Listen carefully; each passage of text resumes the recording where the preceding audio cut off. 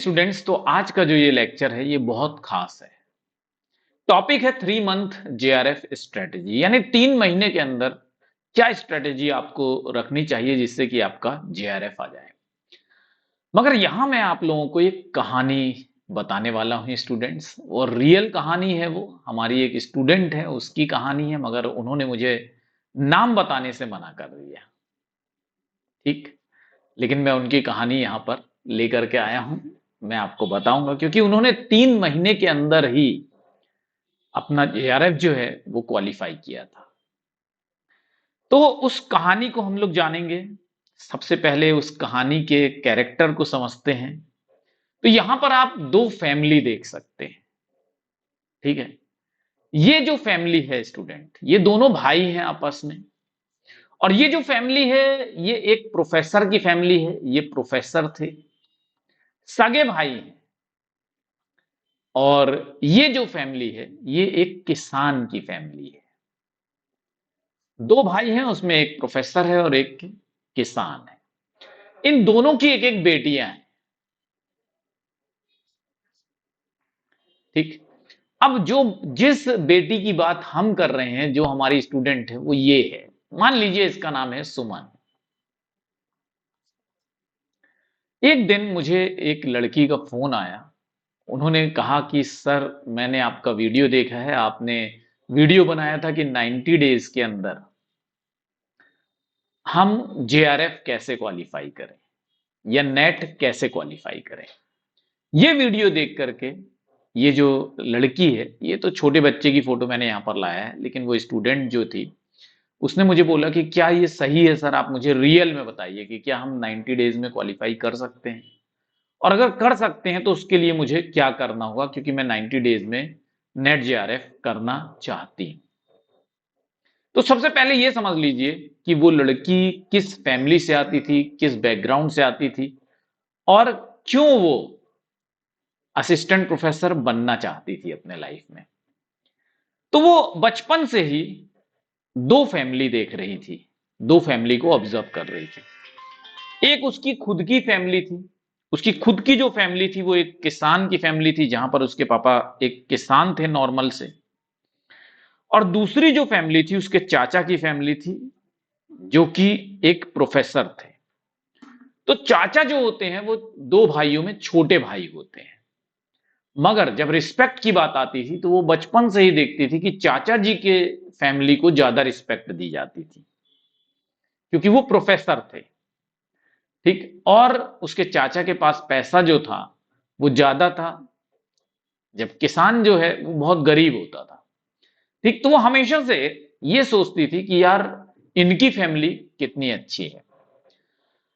तो उसने ही मुझे बताया कि सर, हमारे स्कूल में और यहां तक कि हमारे कॉलेज में भी जो हमारे साथ की जो फ्रेंड्स थी, वो एक ही बात सोचती थी कि यार, हमारी लाइफ में तो कुछ है नहीं और हमारा कोई एम नहीं है। बस उनका एम सिर्फ ये था कि एक अच्छे लड़के से शादी हो जाए, जिससे कि उनका बाकी का जीवन जो है वो अच्छी तरह से कट जाए।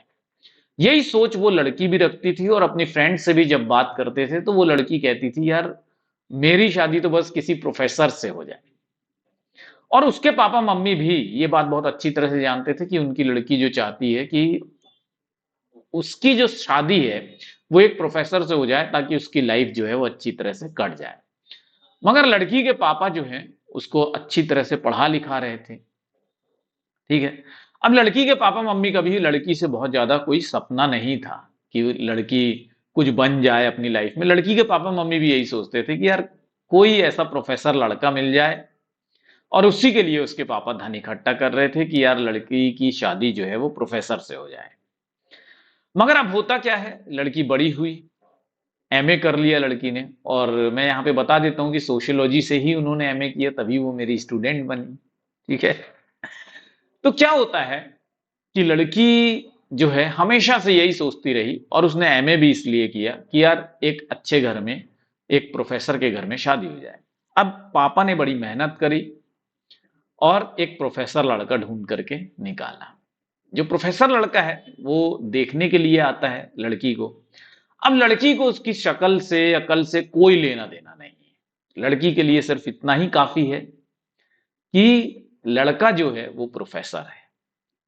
बचपन से ही उसने यही ख्वाब देखा था और अब उसका ख्वाब जो है वो पूरा होने वाला था। छोटे से शहर की कहानी है ये। छोटे से शहर में इसके पापा जी रहते थे और होता क्या है कि जब वो लड़की उस लड़के से अकेले में मिलती है तो पता नहीं क्या हुआ, उस लड़के ने उस लड़की की इंसल्ट कर दी वहां पर। और कैसे इंसल्ट करी वो समझ लीजिए, बेइज्जती कर दी। लड़के ने पूछा कि तुम मुझसे शादी क्यों करना चाहती हो? तो लड़की कहती है कि मेरा बचपन से एक सपना है कि मैं प्रोफेसर से शादी करूं। ठीक। तो वो उसने पूछा कि क्यों? तो उसने कहा कि मतलब मेरी लाइफ सेट हो जाएगी। सिंपल सी बात, सीधी सादी लड़की थी, सिंपल सी लड़की थी, गांव की पली बड़ी हुई थी, छोटे से शहर में रह रहे थे ये लोग। और छोटे शहर में इसलिए भी रह रहे थे क्योंकि पापा मम्मी उसके ये चाहते थे कि वो अपना कॉलेज का जो डिग्री है वो पूरी कर ले, मतलब एमए पूरी कर ले, जिससे कि थोड़ी उसकी लाइफ अच्छी रहे। अब प्रोफेसर से शादी करना है तो कम से कम एमए तो कर ही ले। ठीक है। तो अब क्या हुआ, लड़के ने किसी तरह से उससे बोला कि यार देखो यहाँ पर तो मुझे समझ में नहीं आ रहा है कि तुम कैसी लड़की हो, तो तुम मुझसे अकेले मिलने आ सकती हो क्या? तो लड़की ने बोला कि हाँ मैं आ जाऊंगी। अब लड़की का तो पूरा ड्रीम ही था ये। तो लड़की वहां मिलने चली गई और बातों बातों में लड़के ने उससे ये कहा कि यार तुम एमए हो, तुमने अपने जीवन में कभी कोई एग्जाम क्वालिफाई किया है क्या? और तुम्हारी इच्छा है कि तुम प्रोफेसर बनना चाहती हो। तो लड़की ने बोला कि नहीं। लड़की ने बोला कि, तो बोला कि तुम सिर्फ मेरे ऊपर डिपेंडेंट रहना चाहती है, मतलब तुम आजीवन मेरे ऊपर निर्भर रहोगी, इतना पढ़ने लिखने के बाद भी तुम्हारा वजूद क्या है? क्या तुम्हारी कोई पहचान है खुद की? ये बात लड़की को बहुत धक्का लग गया कि यार मेरा क्या वजूद है, मैं लाइफ में क्या हूं। उसने बोला कि यार तुम्हारे पापा एक किसान हैं और उन्होंने कितनी मेहनत करके तुम्हें इतना पढ़ाया लिखाया, तुमको नहीं लगता है कि तुम अपने पापा को उस जो जिस क्लास में वो हैं उस क्लास से बाहर निकालो? तुम सिर्फ एक ही सपना देख रही हो कि यार मुझे प्रोफेसर लड़का मिल जाए। तो वो कहने लगा कि मैं तुमसे शादी कर लूंगा, तुम अच्छी लड़की हो, तुम घर में काम कर सकती हो, लेकिन वो तो नौकरानी भी कर लेगी। तो वो लड़का कहता है कि मुझे पता नहीं क्यों तुम्हारे घर वालों, मतलब मेरे घर वाले जो हैं उसको तुम्हारे घर के लोग पसंद आए, लेकिन मुझे यार तुम्हारे जैसी लड़की से शादी नहीं करनी है। मुझे जॉब करने वाली लड़की से शादी करनी है जिससे कि मेरा आगे का लाइफ स्टाइल जो हो वो अच्छा रहे। तो प्लीज तुम ही मना कर दो क्योंकि मेरे घर वाले जो हैं वो मेरी बात नहीं मान रहे। वो कह रहे हैं कि लड़की अच्छी है, खानदान अच्छा है, इसलिए मुझे। तो लड़की को बहुत बुरा लगा और लड़की घर पे आकर के ये सोचने लगी कि यार इसको इतना एटीट्यूड है। और कहीं ना कहीं उसने 2-3 दिन रोने गाने में बिताया और उसने अपने पेरेंट्स को बोला कि यार मना कर दो क्योंकि मैं उससे शादी नहीं करना चाहती। अब वो घर में बता नहीं सकती थी कि यार मैं उससे मिल के आई हूं अकेले में। अगर ये वो बोल देती तो बहुत बड़ा केस हो जाता। ठीक है। अब उस दिन से उसने ठान लिया कि यार मैं खुद प्रोफेसर बनूंगी। तो यूट्यूब पर ऐसे ही वो वीडियो सर्च कर रही थी, उसको 2-3 वीडियो मिले। जैसे आज मेरा वीडियो आप सर्च करते हैं मेरे नाम से या यूजीसी नेट सोशियोलॉजी लिखते हैं या best teacher UG NET sociology लिखते हैं तो मैं पहले नंबर पे आ जाता हूं। तो पहले ऐसा नहीं था।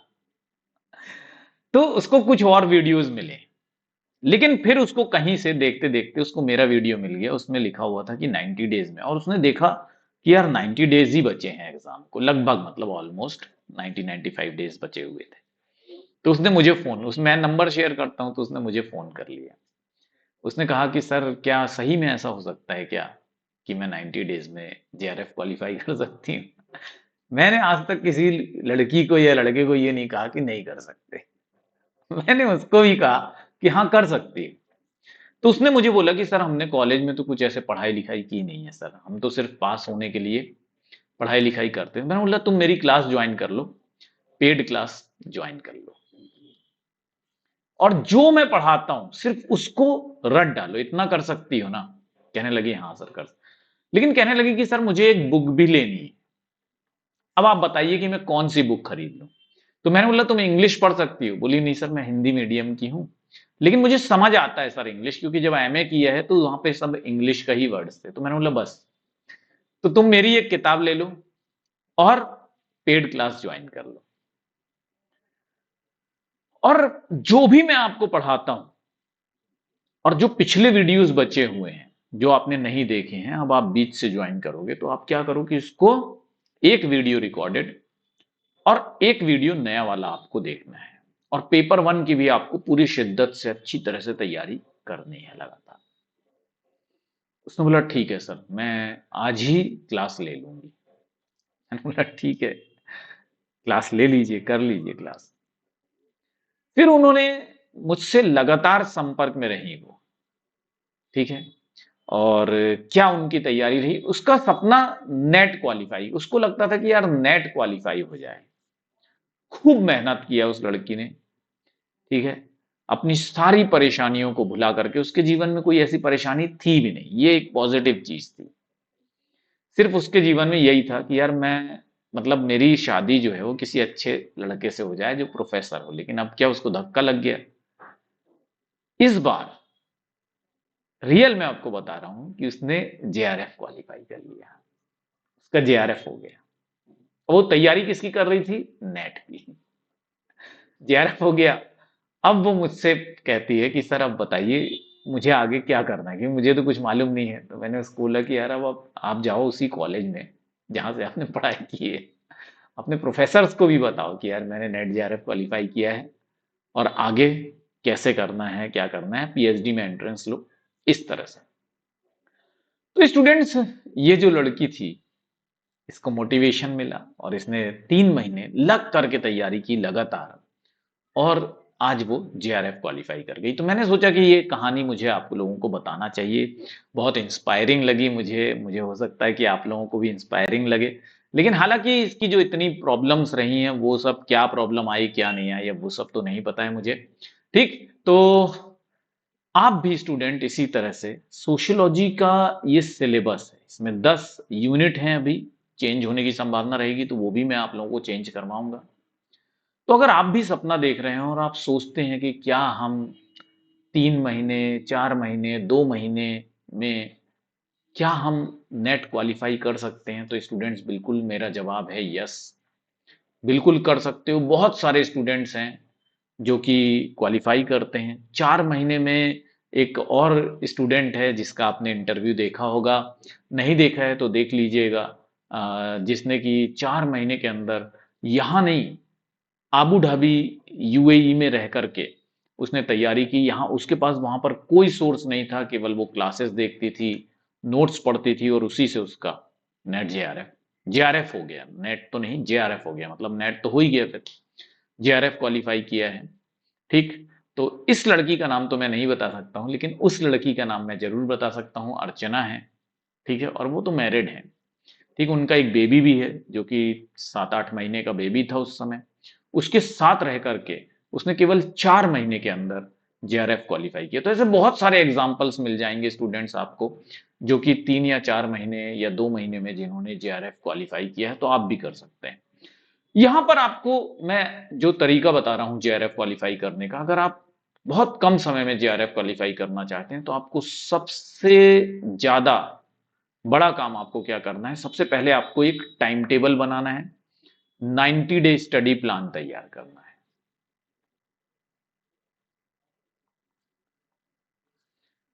चाहे दुनिया इधर से उधर हो जाए, आपको ये 90 डे प्लान जो है वो फॉलो करना ही करना है, सबसे ज्यादा टाइम। अब 90 डेज में कम से कम आपको 25% ऑफ टाइम, 90 डेज का 25% ऑफ टाइम कितना हो गया, 24 या 23 डेज करीब हो जाते हैं। ठीक,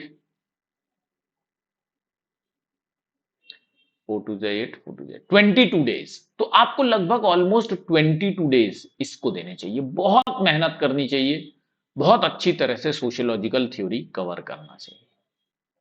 ठीक, 22 डेज में बहुत ज्यादा बोल रहा हूं आप लोगों को। ठीक, 11 डेज आप दे दीजिए इसको, पूरी अच्छी तरह से इसको विथ रिवीजन कवर कीजिए। यूनिट 1। यूनिट 2 बहुत इंपॉर्टेंट यूनिट होती है क्योंकि ये पेपर 1 में भी आप पढ़ते हैं प्लस 2 में भी आप पढ़ते हैं। यहां यूनिट 1 से आपको कितने क्वेश्चंस मिल जाते हैं? लगभग 30 क्वेश्चंस आपको डायरेक्टली यूनिट 1 से मिलते हैं। रिसर्च मेथोडोलॉजी जो यूनिट 2 टॉपिक है, यहां से करीब 10 से 15 क्वेश्चन दोनों में मिला करके आपको मिल जाते हैं। और ये सेकंड मोस्ट इंपॉर्टेंट यूनिट आपको मिल जाती है यूनिट 3, जहां से आपको लगभग 15 क्वेश्चन, 15 से 20 क्वेश्चन देखने के लिए मिलते हैं यूनिट 3। तो स्टूडेंट्स, ये जो यूनिट 1 है, यूनिट 2 है, यूनिट 3 है, यूनिट 5, यूनिट 6, यूनिट 8, यूनिट 9 और यूनिट 10, ये सारी यूनिट आप बिल्कुल भी मिस नहीं, बल्कि एक भी सिलेबस का एक पार्ट भी आपको मिस नहीं करना है, लेकिन ये सारी यूनिट आपको बहुत ज्यादा अच्छे से करनी है। समझ गए? बहुत ज्यादा अच्छे से करनी है ये यूनिट्स, है ना। मैंने 2 यूनिट को कम इंपॉर्टेंस दिया है, लेकिन आपको ये छोड़ना नहीं है, इसको भी बहुत अच्छी तरह से करना है। ठीक, सबसे पहला काम आपको क्या करना है? सबसे पहला काम, आपके लाइफ में जो प्रॉब्लम्स हैं उनको ध्यान देना बंद करना है। No time to problem. आपके मन में ख्याल आते हैं कि होगा कि नहीं होगा, ये सब सोचने की जरूरत नहीं है, क्योंकि आपको केवल वर्क करना है, केवल अपने कार्य को इंपॉर्टेंस देना है। सेकंड, टाइम टेबल बना लीजिए, 90 डे प्लान बना लीजिए, ये बहुत जरूरी है। टाइम डिसाइड कीजिए। सबसे अच्छा टाइम जो होता है स्टूडेंट, जब आप सुबह उठते हैं, दिमाग आपका बिल्कुल खाली होता है, उस समय मॉर्निंग में आप जरूर पढ़ें।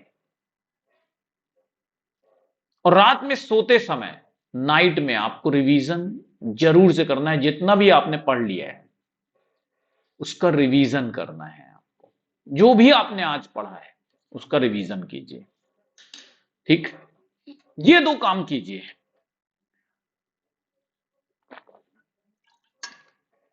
100% आपका नेट क्वालिफाई होगा और जेआरएफ भी क्वालिफाई हो सकता है। चीजें याद करने के लिए यह समझ लीजिए कि कल आपका एग्जाम है, उस तरह से आपको नोट्स बनाना है, बिल्कुल एकदम शॉर्ट में। यह सोचना है आपको कि जो भी टॉपिक आप पढ़ते हैं उसका कल एग्जाम है, और आपको सुबह इसको रिवाइज करके जाना है। एकदम पॉइंटर्स में बनाइए।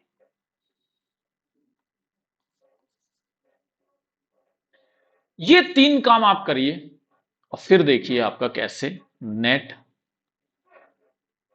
या जेआरएफ, जो भी आपका सपना है, वो कैसे नहीं होता है स्टूडेंट।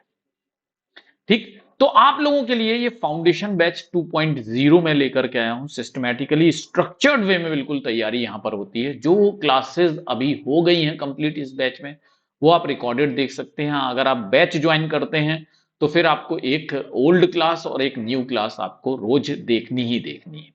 पेपर 1 की क्लासेस को स्टूडेंट्स कभी भी भूल करके भी मिस नहीं करना है, क्योंकि विदाउट पेपर 1 आप नेट या जेआरएफ नहीं क्वालिफाई कर सकते। कंपटीशन बहुत बढ़ गया है। सुपर कोचिंग्स आपको सुपर टीचर्स प्रोवाइड करता है पेपर 1 का, जिसमें हमारी प्रीति मैम और तुलिका मैम जो है वो पेपर 1 की आपकी तैयारी करती हैं। एक बात और बहुत इंपॉर्टेंट है स्टूडेंट यहां पर, कि आपको फ्री क्लासेस छोड़नी नहीं है कभी भी। आप ये सोचे कि आप पेड क्लास कर लिए, फ्री क्लासेस छोड़ने, तो उससे काम नहीं बनने वाला है। फ्री और पेड दोनों क्लासेस आपको देखनी है। फ्री क्लास से और पेड क्लास से, दोनों से आपको नोट्स बनाने ही बनाने हैं। और अगर अभी तक आप व्हाट्सएप ग्रुप का हिस्सा या टेलीग्राम ग्रुप का हिस्सा नहीं बने हैं तो बन जाइए, जुड़ जाइए। ग्रुप में आ जाते हैं तो आप कॉम्पिटिटिव हो जाते हैं। स्टूडेंट्स, इन सारी चीजों को अगर आप फॉलो करते हैं तो मुझे पूरी पूरी पूरी उम्मीद है कि आप नेट जेआरएफ बहुत आसानी से क्वालिफाई कर पाएंगे। Thank you very much students, all the best, bye bye.